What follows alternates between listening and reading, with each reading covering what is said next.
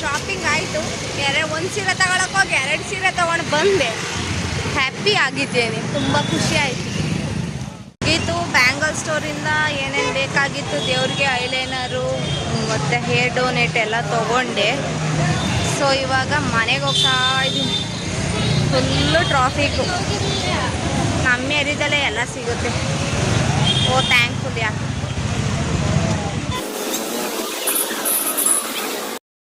ಮನೆ ಹತ್ರ ಹೋಗ್ತಾ ಇದ್ದೀನಿ. ಶಾಪಿಂಗ್ ಸದ್ಯಕ್ಕೆ ಸುಮಾರಾಗಿ ಮುಗಿದಿದೆ. ಇವಾಗ ಏನೇನು ತೊಗೊಂಡೆ, ಗ್ರಂಥಿಗೆ ಅಂಗಡಿ ಐಟಮ್ಸ್ ತೊಗೊಂಡೆ. ಅದು ಬಿಟ್ಟರೆ ಸ್ಯಾರಿ ತೊಗೊಂಡೆ. ಅದು ಬಿಟ್ಟರೆ ಬ್ಯಾಂಗಲ್ ಸ್ಟೋರ್ಗೆ ಹೋಗಿ ಚಿಕ್ಕ ಪುಟ್ಟ ಐಟಮ್ಸ್ ತೊಗೊಂಡೆ.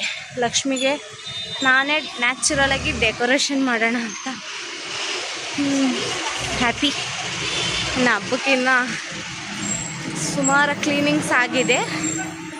ಇನ್ನು ಸ್ವಲ್ಪ ಕೆಲಸ ಬಾಕಿ ಇದೆ, ಅದನ್ನು ಮಾಡಬೇಕು. ಓಕೆ ಫ್ರೆಂಡ್ಸ್, ಬಾಯ್.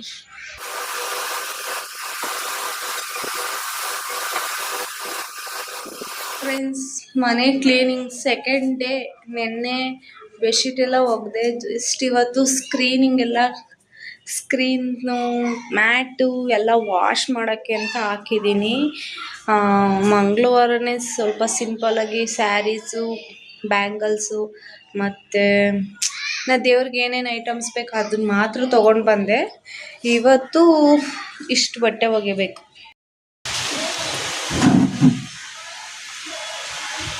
ಈವ್ನಿಂಗ್ ಮಳೆ ಬರ್ತಾ ಇದೆ. ತುಂಬ ಚೆನ್ನಾಗಿ ಕಾಣಿಸ್ತೈತೆ.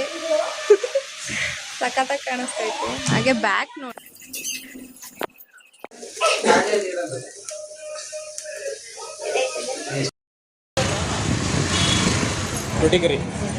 ಏನಾದರೂ ಟ್ರೈ ಮಾಡಿ.